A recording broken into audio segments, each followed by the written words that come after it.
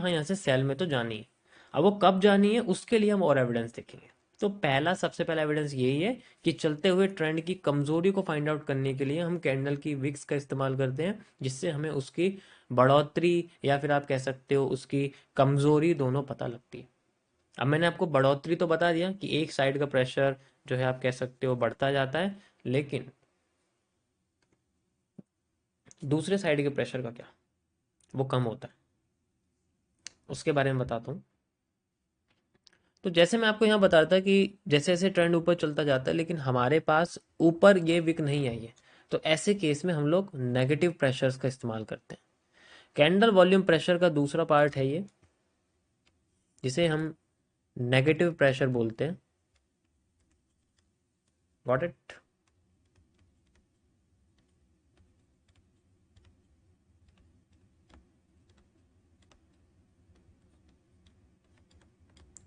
Negative pressure मतलब ऐसा होता है जैसे हमारे पास कोई भी ट्रेंड है, मान लीजिए वो नीचे आ रहा है, उसके पास बहुत अच्छा ऊपर से बेरिश प्रेशर है, नीचे विक नहीं बन रही है। तो ऊपर इसकी जो लाइन है वो बहुत अच्छी बनी थी, टॉप पे हमने देखा था जब मार्केट ऊपर गई थी तो ऊपर सबसे बड़ी लाइन थी, विक लाइन थी, और उससे मार्केट नीचे गिरना शुरू कर रही थी उस जोन से ही। उसके बाद ये लाइन धीरे धीरे करके ना अपने आप को छोटा करने लग जाती है। कभी कभी हमें नहीं दिखती है, शायद एकदम जीरो हो जाती है, फिर एकदम से हमें दिखती है और वो पहले वाले से थोड़ी सी छोटी हो जाती है, और ऐसे करते करते ट्रेंड अपने आप को खत्म कर देता है, जीरो कर देता है।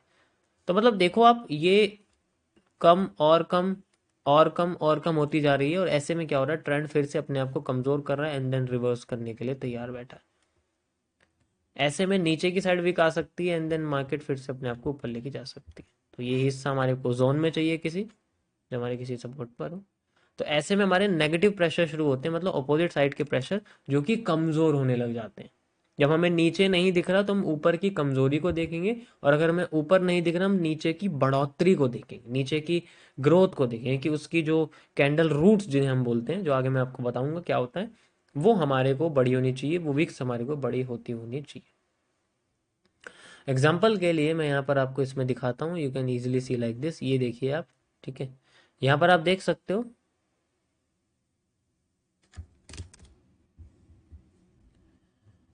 ये बड़ा था, ये थोड़ा सा और उसके जितना, फिर छोटा हो गया, फिर देखो और छोटा हो गया एंड देन जीरो।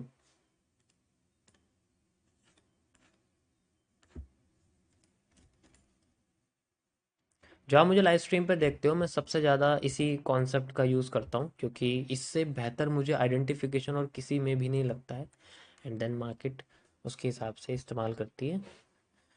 ओके, सो ये आप देख सकते हो कि क्योंकि जब तक देखो यहाँ पर कोई जोन नहीं है, आप देखोगे यहाँ पर कोई जोन नहीं है तो मार्केट ने हमें रिवर्स करके नहीं दिखाया। जोन हमें यहाँ मिला है तो हम इसी का इस्तेमाल करेंगे, यहीं पर देखेंगे जहाँ पर हमें ये कमज़ोर होता हुआ दिख गया। You can see zero, body भी ख़त्म हो गई। ये तो हम आइडेंटिफाई नहीं करेंगे क्योंकि इसके बाद पहले से ऊपर से प्रेशर आ गया, जो हमने पहले आइडेंटिफाई करके बताया था मार्केट में बेरिश वाला, एंड देन मार्केट ने हमने आपको रिवर्स कर दिया।